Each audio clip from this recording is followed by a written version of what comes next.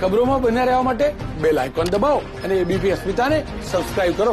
કોરોનાની આફતની વચ્ચે જનજીવન સામાન્ય થતું નજરે આવ્યું હતું. એ દરમિયાન જ ચક્રવાત એટલે કે વાવાઝોડાની આફત હતી.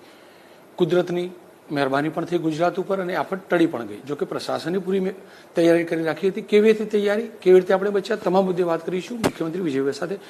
વિજયભાઈ, આપનું સ્વાગત છે. આજે એક મોટી આફત, મોટી સંકટ ટળી. કેવી હતી તૈયારી, શું સ્થિતિ હતી? આપને આઈએમબી એટલે કે વેધશાળા તરફથી આગાહી મળી હતી કે 3જી તારીખે વાવાઝોડું આવશે, મહારાષ્ટ્ર અને ગુજરાત વચ્ચે હશે અને જો વાવાઝોડુંની તીવ્રતા પૂરતી હશે તો દક્ષિણ ગુજરાતના તમામ જિલ્લાઓ અને એને નજદીક ભાવનગર, અમરેલી આ જિલ્લાઓને અસર કરશે. ભારે વરસાદ પડશે, પવન પણ ભારે હશે, એટલે લોકોને સાવચેત કરવા એ અંગેની આપને આગાહી પ્રાપ્ત થઈ હતી. મેં પરમ દિવસે જ કંટ્રોલ રૂમમાં જઈને સંપૂર્ણ સ્થિતિની સમીક્ષા કરી હતી. તમામ વિભાગના અધિકારીઓ હાજર હતા.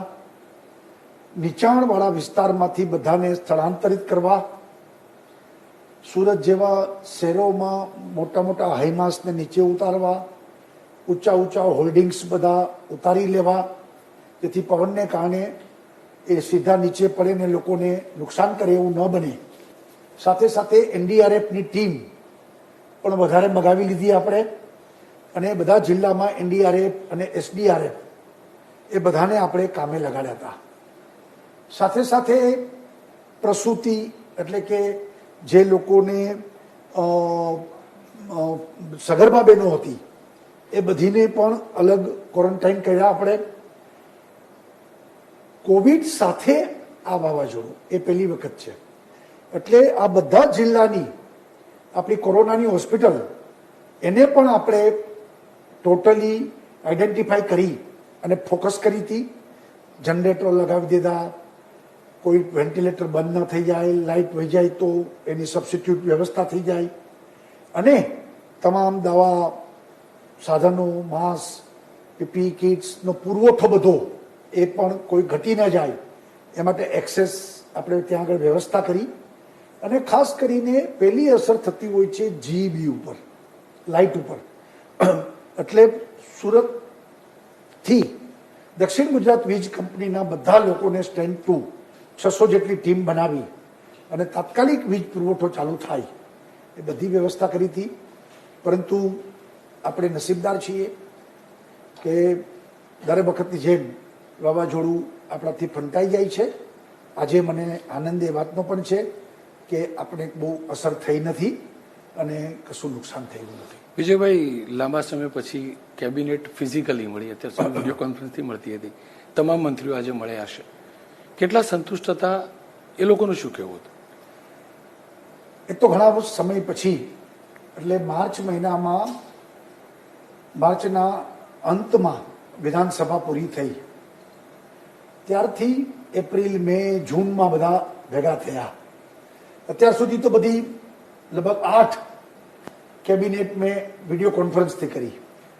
આજે પ્રત્યક્ષ બધા મળ્યા, સોશિયલ ડિસ્ટન્સ રાખીને બધા દૂર બેઠા, બધાએ માસ્ક પહેર્યા હતા અને બધા ખૂબ સંતુષ્ટ હતા કે ભાઈ આ વિપરીત પરિસ્થિતિમાં ગુજરાતની જનતાના સહકારથી સરકારે ખૂબ સારી કામગીરી, ઉત્કૃષ્ટ કામગીરી થઈ છે. કોઈ પણ બાબતમાં, કોઈ પણ ક્ષેત્રમાં, કોઈ પણ ગુજરાતના ખૂણામાં કોઈ તકલીફ પડવા દીધી નથી સરકારે. એની પણ એક સંતુષ્ટ આનંદ હતો. લોકડાઉન 3થી જ સ્પષ્ટ હતા અને પ્રયાસ પણ હતો કે ફરીથી જીવન ધબકતું થાય, અર્થતંત્ર ધબકતું થાય. છૂટછાટો આપવાનું શરૂ પણ કર્યું હતું, કેન્દ્રીય ગાઈડલાઇન્સને ધ્યાનમાં રાખીને, મળી જવાનું ધ્યાનમાં રાખીને. શું પરિણામ મળ્યું અત્યાર સુધીમાં વિજયભાઈ? હું એમ માનું છું કે આપણે લોકડાઉનમાં છૂટછાટો આપ્યા પછી ગુજરાત ધબકતું થયું છે. કારણ કે 2 મહિના સુધી લગભગ બધા કામ ધંધા, ઇન્ડસ્ટ્રીઝ બધું બંધ હતું અને એને કારણે જે દરરોજનું કામ કરીને કમાનારા લોકો એ પણ મોટી મુશ્કેલીમાં મુકાણા હતા. નોકરી ધંધા ઉદ્યોગો બંધ હોવાને કારણે બધાના એક ચિંતાનો બધાનો ભાર હતો. સાથે સાથે લોકડાઉન સતત આપણે જે રિસ્ટ્રિક્ટ મુવમેન્ટ ઉપર રાખી એ પણ લોકોને ઘણી તકલીફો હતી. આ બધું ધીરે ધીરે ધીરે તબક્કા વાઇઝ આપણે ખુલ્લું મૂક્યું. આજે ગુજરાતમાં લગભગ 3.5 લાખ ઇન્ડસ્ટ્રીઝ ચાલુ થઈ ગઈ છે. મોટી સંખ્યામાં ત્યાં લેબર કામ પણ કરવા માંડ્યા છે. લગભગ સર્વિસ સેક્ટર ખુલી ગયું છે આખું. ઓફિસો પણ બધી ચાલવા માંડી છે. એસટીથી માંડીને રિક્ષા એ પણ હવે બધા આવા જાવા રોડ ઉપર કામ કરવા માંડ્યા છે. એટલે ધીરે ધીરે કોરોનાની વચ્ચે રોજિંદી પ્રવૃત્તિ એ વાત સમજીને લોકો સોશિયલ ડિસ્ટન્સ સાથે, માસ્ક સાથે, અવારનવાર સેનેટાઈઝ હાથને કરવા, આ બધા નિયમો એટલે નવી રીતે બધા જીવન જીવી રહ્યા છે. વિજયભાઈ, કેમ કે કોઈ પણ ઉદ્યોગ 3 મહિના બંધ રહે, સ્વાભાવિક રીતે જેને આર્થિક તકલીફ હોય, કોઈ પણ સંસ્થા બંધ રહે તો આર્થિક તકલીફ હોય. સ્વાભાવિક રીતે ગુજરાત સરકારની આવક પણ ઓછી થઈ ગઈ હશે અથવા બંધ થઈ ગઈ હશે આ 3 મહિનામાં. આ સંજોગોમાં ગુજરાત સરકારનું અર્થતંત્ર ફરીથી ધબકતું થાય એ માટે શું હોઈ શકે ને કેટલો મોટો પડકાર? સ્વાભાવિક છે કે આ 3 મહિનાની અસરમાં ગુજરાત સરકારની આવકમાં બહુ મોટો ઘટાડો સ્વાભાવિક છે. કારણ કે બધા ચક્કરો બંધ થયા હોય તો જીએસટી આવવાનું જ નથી.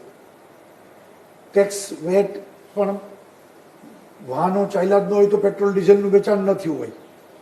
એટલે આપણે ખૂબ મોટું નુકસાન થયું છે. લોકોને પણ નુકસાન થયું છે. વ્યક્તિગત કામ ધંધા ઉદ્યોગોને પણ નુકસાન થયું છે. પરંતુ લોકોનો પૂરેપૂરો મૂડ છે. સરકાર પણ એ જ રીતે આપત્તિને અવસરમાં પલટવા માંગે છે. આપણે કહું કે ગયા વર્ષના જે આંકડા આવ્યા છે એફડીઆઈમાં બીજા બધા રાજ્યો કરતા અનેક ગણું રોકાણ ગુજરાતને મળ્યું છે. આ જ ગતિથી ગુજરાત આગળ વધવા માંગે છે. 2-3 મહિનાનો ગેપ એ વધુ કામ કરીને આપણે એ ગેપને પૂરીને આગળ વધવું છે. લોકોનો સહકાર પણ પૂરતો મળ્યો છે. સાથે સાથે સરકારની પણ જવાબદારી છે. અમે લોકો પેકેજ બનાવીએ છીએ કે જે ક્ષેત્રોને અસર થઈ છે કાફી એમને પુનઃ ધબકતા કરવા સરકારથી પહોંચી શકાય એટલી મદદ પણ કરવા અમે લોકો તત્પર છીએ. હસમુખ અઢિયા જે આપણા ભારત સરકારના પૂર્વ નાણાં સચિવ, એમની અધ્યક્ષતામાં એક્સપર્ટ લોકોની કમિટી બનાવીને એમને ઇન્ટ્રીમ રિપોર્ટ પણ અમને આપ્યો છે અને સરકાર પણ એ દિશામાં કામ કરી રહી છે. અને ગુજરાતની જનતા, ગુજરાતના લોકો, ગુજરાતના ઉદ્યોગ ધંધાઓ, ગુજરાતનો નાનો કર્મચારી બધાને લઈને આવનારા દિવસોમાં કેમ ઝડપ આવે અને ફરીથી બધું કેમ ધબકતું થાય એ દિશામાં સરકાર આગળ વધી રહી છે. કેમ કે આપણે નાના વેપારીઓને ધ્યાનમાં રાખીને લોન પેકેજ જાહેર કર્યું, 5,000 કરોડ સુધીનું લોન પેકેજ જાહેર કર્યું, 1 લાખ રૂપિયાની. શું હજી કોઈ મોટા પેકેજની સંભાવના ખરી? એટલે હવે હસમુખ અઢિયા કમિટીનો જે રિપોર્ટ છે એના આધારે એગ્રીગેટ ગુજરાતના તમામ ક્ષેત્રોને આવરી લઈ અને એક આખું એક હોલિસ્ટિક વિચાર કરીને અમે આગળ વધીશું. વિજયભાઈ, કેમ કે ભૂતકાળમાં પણ ગુજરાત બેસ્ટ ડેસ્ટિનેશન રહ્યું છે ઇન્વેસ્ટમેન્ટ માટેનું અને સ્વાભાવિક રીતે ચાઇનાથી લોકોનો મોહભંગ થયો હશે, નજર ભારત અને ગુજરાત તરફ હશે. આવતા વર્ષે વાઇબ્રન્ટ ગુજરાત પણ હશે. એને લઈને શું અપેક્ષા? ચોક્કસ આપણું ધ્યાન ત્યાં જ છે કે ચાઇનાથી લોકો કંટાળી ગયા છે. ત્યાંના ઉદ્યોગો શિફ્ટ થવા માંગે છે. ભારત જ એના માટે બેસ્ટ વિકલ્પ છે અને ભારતમાં ગુજરાત જ એક proper destination, land of opportunity Gujarat એ બનાવી છે આપણે. અને એ દિશામાં ગુજરાત સરકારે પણ ભારત સરકારના તમામ વિદેશ મંત્રાલય, ઉદ્યોગ મંત્રાલય, નાણાં મંત્રાલયની સાથે રહીને, તમામ એમ્બેસીના સંપર્કમાં રહીને, કંપનીઓના પણ સીઈઓના સંપર્કમાં રહી અને ઝડપથી ગુજરાતમાં ઇન્વેસ્ટમેન્ટ આવે એ દિશામાં અમે પ્રયત્ન કરી રહ્યા છીએ. વાયબ્રન્ટ ગુજરાતનું આયોજન હજી જોઈએ, કારણ કે કોરોના સમાપ્ત થયો નથી, કોરોનાનું સંક્રમણ ચાલુ જ છે અને આ વાયરસ એ જ્યાં સુધી નવી વેક્સિન નહીં આવે ત્યાં સુધી કોરોનાની વચ્ચે જીવવાનું છે આપણે. તો કેવી રીતે કરવું, હજી ઘણા મહિના બાકી છે, 6 મહિના હજી બાકી છે. વિજયભાઈ, યોગ્ય સમયે નિર્ણય કરશું. વિજયભાઈ, કેમ કે મોટા તહેવાર પણ આવશે, મોટા ફેસ્ટિવલ પણ આવશે, માસ ગેધરિંગ વાળું નવરાત્રી પણ આવશે, દિવાળી પણ આવશે. હું પણ નથી જાણતો, કદાચ આપ પણ નથી જાણતા કે કોરોનાનું રૂપ શું હશે. આ સંજોગોમાં શું આશા, શું અપેક્ષા તહેવારોને લઈ? હું આશા રાખું છું કે એ ફેસ્ટિવલ પહેલા બધું કોરોનાનો અંત આવે, પણ હજી આપણે રાહ જોઈએ. હજી જૂન અને જુલાઈ એ કેવી રીતે જાય છે એના પછી જ આપણે નિર્ણય કરી શકશું, કારણ કે બધું અસ્પષ્ટ છે. એટલે સમગ્ર દેશ, ગુજરાત અને વિશ્વ આખામાં કોઈ ખૂણામાંથી હજી સમાચાર નથી આવ્યા કે કોરોના સમાપ્ત થયું. ચીનમાં પણ એવા સમાચાર આવે કે ફરી વખત કેસો આવી રહ્યા છે. એટલે જોઈએ, હજી સમય ઘણો છે. આપણે સર ખાસ કરીને મેલેરિયાને લગતી દવા પૂરી પાડી, આ દિવસોમાં દુનિયાને દવા પૂરી પાડી. આપણે વેક્સિનને લઈ કોઈ અપેક્ષા અથવા કોઈ ડેવલપમેન્ટ? એટલે ભારત સરકારનું રિસર્ચ ડિપાર્ટમેન્ટ, ICMRની પણ એક રિસર્ચ કમિટી છે, એ બધાની સાથે કોર્ડિનેશન કરીને પ્રયત્ન કરી રહી છે.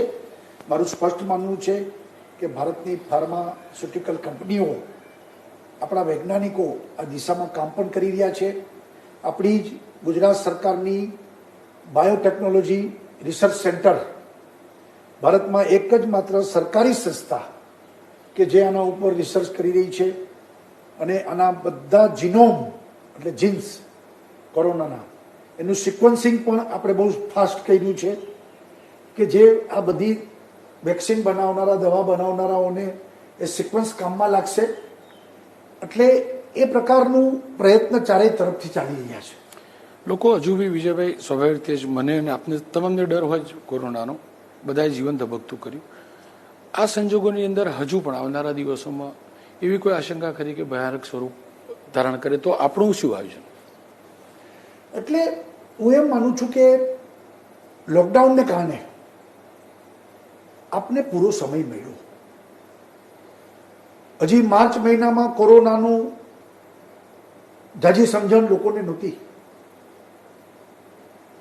અને કોરોના અંગેનો ભય પણ હતો. હવે એપ્રિલ મેના અનુભવ ઉપરથી ઘણું બધી આપણે સિસ્ટમને એસ્ટાબ્લિશ કરી શક્યા છીએ કે દાખલા તરીકે હોસ્પિટલો ઊભી કરવી, એના સાધનો ઊભા કરવા, કોરોનાના ટેસ્ટિંગથી લઈ અને વેન્ટિલેટર સુધીની બધી વ્યવસ્થાઓને ગોઠવવી, એની નવી નવી દવાઓ, ઇન્જેક્શનો, એની પણ વ્યવસ્થાઓ કરવી, ઝડપથી લોકો સાજા થઈને પાછા ઘરે જાય. ગુજરાતમાં 67% રિકવરી રેટ આપણે એસ્ટાબ્લિશ કરી દીધો છે. એટલે આ બધામાં લોકોમાં એટલો બધો પહેલા જેટલું પેનિક હવે નથી રહ્યું, પરંતુ હું માનું છું કે લોકોએ સાવચેતી તો રાખવી જ પડશે. કોરોનાના વાયરસની આપણે હડફેટે ન ચડીએ અને આપણે સલામત અને સુરક્ષા સાથે કામ કરીશું તો કોરોનાનો વાયરસ પણ આપણે અસર નહીં કરી શકે. તો નવી પદ્ધતિથી નવી રીતે જીવવું પડશે અને એટલા માટે જે અગાઉ આપણે જે રીતે જીવતા હતા એમાં બદલ લાવવો પડે. આખી વાતને સમજીને આપણે બધાએ આની સામેનું સંક્રમણ સામેની લડાઈ એ લડવી પડશે. વિજયભાઈ, આ દિવસોમાં સાચી ખોટી વાતો ટેસ્ટને લઈને પણ ચાલતી રહી. ઘણા લોકો એવી વાત પણ ફેલાવી કે ઓછા ટેસ્ટ કરીને આંકડો ઓછો લાવવાનો પ્રયાસ. સચ્ચાઈ શું હતી અને ટેસ્ટને લઈને શું પોલિસી? હું તમને કહું, પહેલા તો ગુજરાત સરકારે કોઈ આંકડા કદી છુપાવ્યા નથી. જો મારે આંકડા છુપાવવા હોત તો મૃત્યુના આંકડા આપણે અત્યારે એમાં 6% સુધી પહોંચ્યા છીએ, તો હું શું કામ 6% સુધી પહોંચવા દઉં? એ આંકડો ઘટાડી દઉં. નંબર 2, મૃત્યુના આંકડાને હજી ઘટાડવા હોય તો પોઝિટિવ કેસોની સંખ્યા વધે એટલે ઓટોમેટિક ટકાવારી પણ ઘટે એની. એટલે એવું આપણે કરવું નથી. આપણે જાણીએ છીએ કે કોરોનાને કારણે માત્ર મૃત્યુ એ નથી, કોમોર્બિડિટી એટલે કે પહેલેથી જ ગંભીર રોગો અને છેલ્લી ઘડીએ હોસ્પિટલમાં આવે છે. રોગ પ્રતિકાત્મક શક્તિ ઘટી જાય તો પ્રતિકારક શક્તિ ઘટે તો બીજા રોગોની સાથે કોરોના ઝડપથી અંદર આવી જાય છે. એટલે ટેસ્ટ કરીએ તો પોઝિટિવ નીકળે છે, પરંતુ મૃત્યુનું કારણ હાઈ ડાયાબિટીસ, હાઇપરટેન્શન, કિડનીની બીમારી, કેન્સરની બીમારી, હૃદય રોગની બીમારીઓ, આ બધીને કારણે મૃત્યુ છે. આપણે એક પણ આંકડો છુપાવ્યો નથી. અને આજે હું તમને કહું કે રિકવરી રેટમાં આપણે આગળ છીએ. આપણે મેની 1 તારીખે 7% ક્યોર, અને જે રીતે આપણા કેસની ટકાવારી હતી એ આજે ઘટીને 2% થઈ ગઈ છે, 2.5% થઈ છે. એવી જ રીતે આપણે આજે દેશ આખામાં તામિલનાડુ આપણાથી હાઈએસ્ટ છે, મહારાષ્ટ્ર આપણાથી હાઈએસ્ટ છે, દિલ્હી આપણાથી હાઈએસ્ટ છે. એના પ્રમાણમાં આપણે ઘણું કંટ્રોલ કર્યું છે. હોસ્પિટલોની પણ સુંદર વ્યવસ્થાઓ ઊભી થઈ છે. ઇવન સિવિલ હોસ્પિટલમાં પણ જેટલા ડિસ્ચાર્જ થયેલા લોકો પેશન્ટને તમે પૂછો તો એ તમને કહેશે કે ખૂબ સારી સગવડતા, ખૂબ સારા ડૉક્ટરોએ, નર્સોએ અમારી સેવા કરી છે. એટલે આપણે સિસ્ટમને ખૂબ સારી રીતે ગોઠવવાના પ્રયત્નો કર્યા છે. ટેસ્ટિંગમાં પણ ICMRની ગાઈડલાઈન એ મુજબ જ ટેસ્ટિંગ કરીએ છીએ. ગેરસમજ એ થાય છે, કોઈ પણ વ્યક્તિ એમ કે ભાઈ મારો કોરોનાનો ટેસ્ટ કરો, તો એ આ ગાઈડલાઈનમાં નથી. માત્ર ને માત્ર સિમ્પ્ટોમિક, જેને ખૂબ તાવ છે, જેને ખૂબ શરદી છે, જેને ગળામાં તકલીફ છે, જેને શ્વાસની તકલીફ પડે છે, એ સિમ્પ્ટોમેટિકનું જ આપણે ટેસ્ટિંગ કરવા એવું એક્સપર્ટ કમિટીનું પણ કહેવું છે. ICMRની ગાઈડલાઈન પણ સ્પષ્ટ કહે છે અને એના આધાર ઉપર આપણે ટેસ્ટિંગ કરીએ છીએ. તોય ભારતમાં અન્ય રાજ્યો કરતાં આપણે પર મિલિયન ટેસ્ટિંગ લગભગ 3500 ઉપર આપણે પહોંચ્યા છીએ. ઘણા રાજ્યો એવા છે કે જે પર મિલિયન 1500 નથી પહોંચ્યા. અમદાવાદ સિટી આખા ભારતમાં હાઈએસ્ટ ટેસ્ટિંગમાં છીએ આપણે. 11,000 પર મિલિયન ટેસ્ટિંગ છે આપણું. એટલે આપણે ટેસ્ટિંગ તો પૂરતા કરીએ છીએ. માત્ર ને માત્ર જેને કહીએ કે ગમે તે લોકો ટેસ્ટિંગ કરાવવા જાય તો એ રીતે ટેસ્ટિંગ નથી. ટેસ્ટ કિટો પણ મોંઘી છે, ટેસ્ટિંગ લેબોરેટરી પણ આપણી પાસે મર્યાદિત છે, એની પાસે કામ કરાવવાનું. તો સાચા માણસો અને જરૂરિયાતમંદ એના ટેસ્ટિંગ રહી જશે અને બાકી ટેસ્ટિંગોમાં ટાઈમ બગડશે આપણો. એટલે ICMRની ગાઈડલાઈનની બહાર આપણે જતા જ નથી. ICMRની ગાઈડલાઈનને ચુસ્તપણે પાલન કરીને જ આપણે ટેસ્ટિંગો કરીએ છીએ. એનો મતલબ એવો થયો કે ડોક્ટર્સને ટેસ્ટ કરવા માટેની અનુમતિ નથી, નહીં, એ પ્રકારનો પ્રચાર ખોટો હતો. ડોક્ટરને નથી એવું નથી. કોઈ જો પેલા ડોક્ટરો ક્લિનિક નહોતા ખોલતા.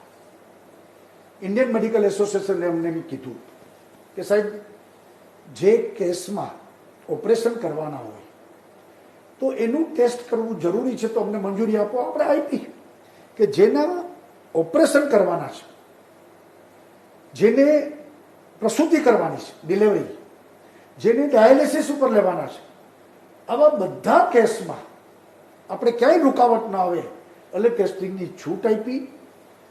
સવાલ એટલો જ છે કે પ્રાઇવેટ લેબોરેટરી, અમે તો કરીએ છીએ ટેસ્ટિંગ, છતાં પ્રાઇવેટમાં કરાવવું હોય તો એની નોંધ સોલા હોસ્પિટલમાં એમને કરાવવાની રહેશે અને એના ડોક્યુમેન્ટ એને જોડવાના રહેશે કે ભાઈ આ ઓપરેટેડ પેશન્ટ છે, આ ડિલિવરીનું પેશન્ટ છે, આ ડાયાલિસિસનું પેશન્ટ છે, એને આપણે મંજૂરી આપીએ જ છીએ. વિજયભાઈ, પેશન્ટને મળવું મીડિયા માટે અશક્ય. આપ તો વારંવાર મળતા રહ્યા છો વિડીયો કોન્ફરન્સિંગના માધ્યમથી. એ લોકોનું શું કહેવું હોય છે સારવારને લઈને? બહુ એટલે જ કહું છું કે જેટલા પેશન્ટો ડિસ્ચાર્જ થયા, 67% તો થઈ ગયા ડિસ્ચાર્જ. કોઈ પણ પેશન્ટનો આપ ઇન્ટરવ્યૂ લેશો તો આપને કહેશે કે અમને હોસ્પિટલમાં સુપર સારવાર, સારામાં સારી સારવાર, સારામાં સારી વ્યવસ્થા, ચોખ્ખાઈ, સ્વચ્છતા બધું છે. બીજું કે ભાઈ 1200 બેડની સિવિલ હોસ્પિટલ, આવડી મોટી હોસ્પિટલ, સિવિલ કેમ્પસ પણ એવડું મોટું મેડિસિટી છે આપણું. સ્વાભાવિક છે કે આટલા બધા દરરોજ 3 લાખ લોકો આવે ને 3 લાખ લોકો જાય, તો ક્યારેક ડૉક્ટર પ્રેશરમાં હોય, સ્ટાફ પ્રેશરમાં હોય, તો નાની મોટી ઘટના ઘટતી હશે. પણ હું ધન્યવાદ આપીશ એ લોકો બધાને કે એ લોકોએ ખૂબ જ બેલેન્સથી 3 મહિના સુધી થાયકા વગર લોકોની સેવા કરી. વિજયભાઈ, તમને ફિલ્ડમાં બહુ ઓછા જોવા મળે છે 3 મહિનામાં, પરંતુ અમે લોકોએ જોયા છે કે તમે સતત મિટિંગમાં વ્યસ્ત રહેતા હતા, એ પ્રકારના વિડીયો પણ આવતા હતા. વિજયભાઈ રૂપાણી માટે આ કેટલો કપરો કાળ રહ્યો? કપરો કાળ શબ્દ કરતા આટલી મોટી જવાબદારી કે આખું વિશ્વ જ્યારે મહામારી સામે સંઘર્ષ કરી રહ્યું હોય, તો ગુજરાતની 6.5 કરોડની જનતાએ મારા ઉપર જે ભરોસો મૂક્યો હોય, તો મારી જવાબદારી વધે છે.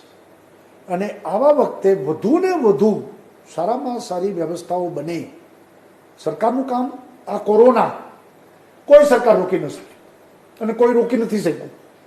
દરેક રાજ્યો સંક્રમિત છે, દુનિયાના બધા દેશો સંક્રમિત છે, પરંતુ સરકારની જવાબદારી છે કે કોરોનાના સંક્રમણ વખતે જેટલા લોકો દર્દીઓ બને એની સારામાં સારી વ્યવસ્થાઓ બને, કે ઝડપથી એને સારવાર મળે, દવા વ્યવસ્થાઓ, સાધનો, હોસ્પિટલ, બેડ્સ, ડોક્ટર્સ, એમાં ક્યાંય અવ્યવસ્થા ન સર્જાય.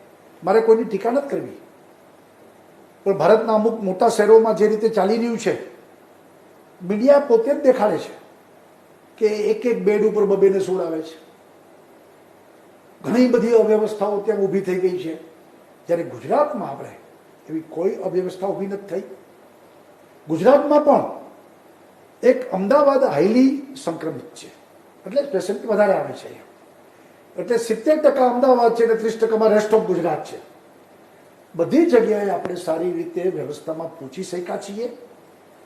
ખાલી હેલ્થ નહીં, પણ આ લોકડાઉનની સ્થિતિમાં ગરીબ માણસ ભૂખો ન મરી જાય, કોઈ ભૂખો સૂવે નહીં. અમે 5 વખત કરોડો લોકોને ઘરે સુધી અનાજ પહોંચાડ્યું છે લોકડાઉનમાં. સૌથી વધુ ટ્રેન 999 ટ્રેન દ્વારા 15 લાખ શ્રમિકોને આપણે સારામાં સારી રીતે શાંતિથી એમના ગામ પહોંચાડ્યા છે. એમ કહેવાય છે કે આઝાદી પછી આટલું મોટું માઇગ્રેશન આ પહેલી વખત થયું છે. અને આપણે 15 લાખ લોકોને પહોંચાડ્યા, અને સુરતમાંથી બીજા 5 લાખ આપણા સૌરાષ્ટ્રના લોકોને એના ગામ પહોંચાડ્યા. આ બધી વ્યવસ્થાઓ તંત્રએ સુવ્યવસ્થિત કરી છે, સારી રીતે કરી છે. હું એક નાગરિક તરીકે પૂછવા માંગતો હતો કે મારા રાજ્યના મુખ્યમંત્રીનું જીવન કેવી રીતે બદલાયું આ દિવસોમાં? એટલે મુખ્યમંત્રી તરીકે મારી જવાબદારી છે, એટલે હું સવારથી રાત સુધી કલાકો સુધી આજ ફક્ત એક જ મિશન સાથે શરીરમાં કહેવાય ને કે ક્ષણ અને કણ આના માટે ખપાવ્યા છે. ગુજરાતના એક લોકોની ચિંતા કરી છે. ગુજરાતમાં છેવાડાના માનવી સુધી દર્દીથી લઈ કોરોનાનો અને ગરીબ માણસની આવશ્યકતા, એ બધી વસ્તુ, પછી ખેડૂત હશે, મજદૂર હશે, ગરીબ હશે, વેપારી હશે, ઉદ્યોગની દ્રષ્ટિએ ચલાવનારા લોકો હશે, આ બધાની ચિંતા કરી અને આપણે ગુજરાતને આમાંથી કેમ બહાર કાઢીએ અને ગુજરાત અટકે નહીં, ગુજરાત રૂકે નહીં, ગુજરાત ઊભું ન રહી જાય, એ જ આપણું લક્ષ્ય છે. વિજયભાઈ, કેમ કે માઇગ્રેશન પાસ પડોશના રાજ્યો સાથે જોડાયેલું હતું, રાજસ્થાન, મહારાષ્ટ્ર, અને સૌ રીતે સરકાર અન્ય પક્ષની હતી, કે એનો ફરક પડ્યો અથવા એની કોઈ તકલીફ પડી એવું તો નહીં, પરંતુ કહેવાય ને કે આવા વખતે ઉપર ઉઠીને, રાજનીતિથી પણ ઉપર ઉઠીને માનવ ધર્મની જ ચિંતા કરવાની હોય છે. એટલે ફક્ત હું મારું વિચારું, દાખલા તરીકે આપણે આટલા બધા લોકોને મોકલા, બોમ્બેથી કચ્છમાં ઘણા બધા આવ્યા, ત્યારે એક વિષય નીકળ્યો કે ભાઈ આ લોકોને આપણે રોકી દેવા જોઈએ બોમ્બે. મેં કીધું ભાઈ આ માનવ ધર્મ નથી. આપણે ત્યાં આવે, ચેક થાય અને એમાં હોય તો એની સારવાર કરો. પણ આપણા જ લોકો છે અને આપણા કચ્છના લોકો છે, બોમ્બે હતા, હવે અહીંયા આપણા દેશને યાદ કરીને આવે છે, તો આપણી જવાબદારી છે. પછી એમાં હું બોમ્બે બધું રોકી દઉં ને મારું કચ્છ સલામત છે એવી ભાવના એ ટૂંકા મનની વાત છે. એને બદલે ભાઈ આવા દ્યો, આપણે વ્યવસ્થા કરીશું. અને આજે મને કચ્છથી પણ ખૂબ લોકો આવ્યા છે. મને જણાવતા આનંદ એ વાતનો છે કે બધાનું ચેકિંગ કર્યું. કચ્છમાં એને કારણે 25-50 કેસ કોરોનાના નીકળ્યા પણ હશે કે જે કચ્છમાં કાંઈ નહોતું, તો એની સારવાર કરી છે અને બધા ટૂંક સમયમાં સજા પણ થઈ જશે. પણ વિચાર, પ્રત્યેક માનવીનો વિચાર, વિદેશથી 4000થી વધુ લોકો આવ્યા હમણાં વંદે ભારતમાં, એ બધાને પણ આપણે એની વ્યવસ્થાઓ કરી અને 10-10 દિવસ ક્વોરન્ટાઇનમાં રાખવા અને પછી પોતાની ઘરે જાય એની ચિંતા કરી છે આપણે. વિજયભાઈ, દેશના પ્રધાનમંત્રી, ગૃહમંત્રી બંને ગુજરાતના છે. સ્વાભાવિક રીતે બંનેને દેશની ચિંતા પણ હોય, કેમ કે ગુજરાતના છે એટલે ગુજરાતની પણ ચિંતા. શું વાત થતી હતી અને શું તેનું સૂચનો હતા?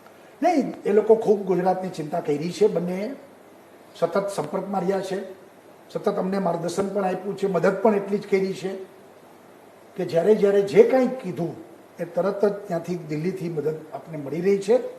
અને બંને ગુજરાતના સપૂત હોવાથી સ્વાભાવિક છે કે ગુજરાતની ચિંતા, ગુજરાતની રજરજની માહિતી એમને હોય અને એમને સતત ગુજરાત, દાખલા તરીકે ગઈકાલે પણ પ્રધાનમંત્રીનો ફોન હતો કે ભાઈ વાવાઝોડા અંગે, પરમ દિવસે અમિતભાઈનો ફોન હતો. દર વખતે નિયમિત કોરોના હશે કે વાવાઝોડું હશે કે પછી એમ્સમાંથી અહીંયા આપણે ડૉક્ટર મોકલવાના હોય કે કોઈ પણ દવા જોતી હશે, તો દરેક વસ્તુમાં પૂરતી મદદ એ બંને કરી છે. આપને લાગી રહ્યું છે સર કે ગુજરાતમાં ફાર્મા સેક્ટરમાં વધુ સ્કોપ છે, કારણ કે જે પ્રકારે મહામારી આવી, વિશ્વ સજાગ થયું આરોગ્યને લઈને? દરેક ક્ષેત્રમાં છે. તમે જોજો, આવનારા દિવસોમાં વિદેશથી ખૂબ મોટા પાયે કંપનીઓ ગુજરાતમાં આવશે અને આપણે પણ એનું ઇન્ફ્રાસ્ટ્રક્ચરની ચિંતા અત્યારથી કરીએ છીએ. કારણ કે ગુજરાત એ બધી રીતે ease of doing business, policy driven state, એક સારું વાતાવરણ, ગુજરાતીઓ ઈમાનદાર, પ્રમાણિક, મહેનતુ છે અને ગુજરાતની એક શાખ છે અને એને કારણે આપણે ગુજરાતને એનો લાભ ભવિષ્યમાં થશે જ. વિજયભાઈ, કેમ કે શિક્ષણમાં ઘણો બાધિત થયું અને ઓનલાઈન પ્રયાસ પણ કરાયો, નવી ટર્મ શરૂ થવાની શું શક્યતાઓ ક્યારે? જો કે ભારત સરકારે 3જા તબક્કામાં લીધું છે એટલે આપણે તો ભારત સરકારની ગાઈડલાઈન મુજબ ચાલીએ છીએ. હું એમ માનું છું કે જોઈએ જૂન એન્ડ પછી કઈ સ્થિતિ બને છે, કારણ કે બાળકો એ કોરોનાની ઝપેટે ન ચડે એ આપણા બધાની જવાબદારી છે અને એટલા માટે એમાં ઉતાવળ ન થાય, સમજીને સલામતી સાથે, સુરક્ષા સાથે આપણે આગળ વધીશું. કેમ કે આર્થિક મંદી પણ ઓવરઓલ વૈશ્વિક મંદી છે, સ્વાભાવિક રીતે આ સમયમાં મંદી થોડી ગહેરી પડતી હોય. આ સંજોગોમાં આપ શું માનો છો, કેટલી મજબૂતાઈથી ગુજરાત ઊભું થઈ શકશે? હું માનું છું પૂરી મજબૂતાથી ઊભું થશે. ગુજરાતે હંમેશા ખમીર દેખાડ્યું છે. કચ્છના ધરતીકંપ પછી લોકો એમ માનતા હતા હવે કચ્છ કદી ઊભું ન થાય, એ જ કચ્છ ઊભું થઈ ગયું અને આજે સવાયું કચ્છ બન્યું.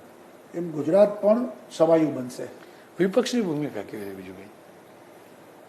હું એમ માનું છું કે આવા સમયે રાજનીતિ ન હોય. હાઈકોર્ટે પણ બહુ જ ટીકા કરી છે કે આવા વખતે તો બધાએ સાથે મળીને આપણે પ્રજાની સેવા કેમ થાય એનો વિચાર કરવો પડે. એ માટેની વિશાળતા જોઈએ અને એ અપેક્ષા છે વિપક્ષો પાસે. કેમ કે સ્વર્ણિમ સંકુલ ધમધમતું થઈ ગયું, બધા મંત્રીઓ પણ આવતા થઈ ગયા, સ્વાભાવિક રીતે જ બધી ગતિવિધિની જેમ પોલિટિકલ ગતિવિધિ પણ ધમધમતી થઈ જશે, શરૂ થઈ ગઈ છે. રાજ્યસભાની ચૂંટણીની તારીખો પણ જાહેર થઈ ગઈ. કેટલો ભરોસો? આ તો કોરોનાને કારણે 3 મહિના મોડું પરિણામ આવશે, અમારું ક્લિયર છે અને અમે જીતવાના છીએ 3 સીટ. 5 બેઠકોની ચૂંટણી પણ આવશે વિધાનસભાની, એને લઈ કેટલો ભરોસો? એ તો જે વાર છે પણ એ જીતીશું અમે. લોકોને પૂરતો ભરોસો ભારતીય જનતા પાર્ટી આદરણીય નરેન્દ્રભાઈના નેતૃત્વમાં છે એટલે એમાં કોઈ તકલીફ છે નહીં. અંતના 2 સવાલ. એક સવાલ, પક્ષના સંગઠનનો કેવો સાથ સહકાર રહ્યો, કાર્યકર્તાઓનો કેવી ભૂમિકા રહી? પૂરો સાથ અને સહકાર રહ્યો. નાનોમાં નાનો કાર્યકર્તા પણ લોકોના ફૂડ પેકેટની ચિંતા કરી, અનાજ વિતરણની ચિંતા કરી, માસ્ક વિતરણ કર્યા, લોકોમાં સાચી વાત એ ચાલે એટલા માટે પણ લોકોની વચ્ચે રહ્યા અને સંપૂર્ણ સંગઠન ભારતીય જનતા પાર્ટીના બધા કાર્યકર્તાઓએ આવા કપરા કાળમાં ખભે ખભા મિલાવીને કામ કર્યું છે. કેમ કે આપનું દફતર સ્વર્ણિમ સંકુલમાં છે અને ગુજરાતનો સ્વર્ણિમ ભૂતકાળ પણ હતો અને ભવિષ્ય પણ હોય સ્વાભાવિક છે અને આપણે અપેક્ષા રહે. વિજયભાઈ ગુજરાતના કેવું ભવિષ્ય જોઈ રહ્યા છે આવનારા દિવસમાં અને વિજયભાઈનો સંદેશ શું હતો? ખાસ તો લોકોને હું એ કહેવા માંગુ છું તમારા માધ્યમથી કે કોરોના વચ્ચે આપણે જીવીએ છીએ એટલે કોરોના સમાપ્ત નથી થયો. લોકડાઉનને અનલોક કર્યું છે, આપણે છૂટછાટો આપી છે, પરંતુ આ વાયરસ એની હડફેટે આપણે ન ચડીએ અને એટલા માટે ગરમ પાણી પીવું, માસ્ક જાહેરમાં ફરજિયાત પહેરવું, સોશિયલ ડિસ્ટન્સ જાળવવાનું છે, ભીડ ન થાય, દિવસમાં 4-5 વખત સાબુથી હાથ ધોવા અને ઉકાળાથી માંડીને આયુર્વેદિક ઉપચારો અને થોડુંક રોગ પ્રતિકારક શક્તિ વધે એટલા માટે પ્રાણાયામથી માંડીને થોડો વ્યાયામ એ બધા કરીશું તો મને એમ લાગે છે કે આપણે કોઈ અટકાવી નહીં શકે, કોરોના થાકી જશે. એકદમ અંતિમ સવાલ, કેમ કે ખેડૂત સૌથી વધુ પરસેવો પાડતો હોય છે, આ સંજોગોમાં વિજયભાઈનું ખેડૂતોને શું ભરોસો? ખેડૂતોને પણ અહીંયા ધારણા આપું છું. મને બરોબર યાદ છે કે લોકડાઉન સેકન્ડ વખતે પહેલી છૂટછાટ ખેડૂતોને આપી કે પોતાના ખેતરે જવાની છૂટ, પોતાનો પાક લણવા માટે સાધનો લઈ આવવાની છૂટ, માલ માર્કેટિંગ યાર્ડમાં વેચવાની છૂટ. માર્કેટિંગ યાર્ડો સૌથી પહેલા ખોલ્યા આપણે અને આ વખતે મને આનંદ પણ એવું છે કે ટેકાના ભાવથી વ્યાપક ખરીદી સરકારે કરી છે ને ખેડૂતના હાથમાં પૈસા પહોંચ્યા છે. હવે નવી સિઝન આવી રહી છે ત્યારે ગઈ વખતે અમારી અપીલને માન આપીને હાઈએસ્ટ પ્રોડક્શન, સારામાં સારો વરસાદ હતો અને હાઈએસ્ટ પ્રોડક્શન ઊભું કર્યું. એવી જ રીતે આવનારું ચોમાસું પણ સારું છે એવી આગાહી છે. ત્યારે ખેડૂત જગતનો તાત, અન્નદાતા એ તૈયારી કરે અને ગુજરાત આખા ભારતની ભૂખ ભાંગી શકે એ પ્રકારે આગળ વધે એવી અપેક્ષા. વિજયભાઈ અમારી સાથે જોડ્યા, ખૂબ ખૂબ આભાર. આપના નેતૃત્વમાં ગુજરાત કોરોના ઉપર વિજય મેળવે, આપણે તમામ સ્વસ્થ રહીએ, અર્થતંત્ર આપણું સ્વસ્થ રહે તેવી શુભેચ્છા.